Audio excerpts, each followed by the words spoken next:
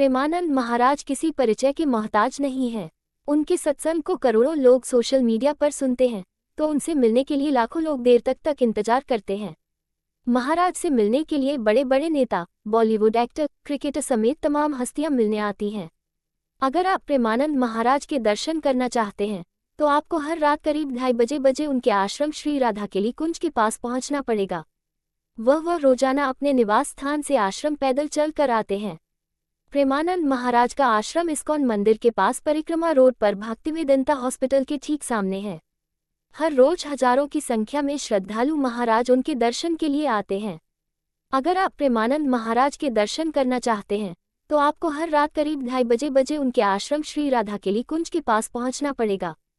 वह रोजाना अपने निवास स्थान से आश्रम पैदल चल कर आते हैं। प्रेमानंद महाराज का आश्रम इस्कॉन मंदिर के पास परिक्रमा रोड पर भक्तिवेदांता हॉस्पिटल के ठीक सामने है। हर रोज हजारों की संख्या में श्रद्धालु महाराज उनके दर्शन के लिए आते हैं। अगर प्रेमानंद महाराज का सत्संग सुनने के साथ उनके दर्शन के लिए आपको 2 दिन का समय लगेगा। आश्रम में हर दिन सुबह 9:30 बजे महाराज के शिष्यों द्वारा अलग अलग टोकन प्रदान किए जाते हैं। आप इसी टोकन की मदद से अगले दिन महाराज के दर्शन कर सकते हैं। उनसे मिलने के लिए आधार कार्ड लाना अनिवार्य। अगर प्रेमानंद महाराज का सत्संग सुनने के साथ उनके दर्शन के लिए आपको 2 दिन का समय लगेगा। आश्रम में हर दिन सुबह 9:30 बजे महाराज के शिष्यों द्वारा अलग अलग टोकन प्रदान किए जाते हैं। आप इसी टोकन की मदद से अगले दिन महाराज के दर्शन कर सकते हैं।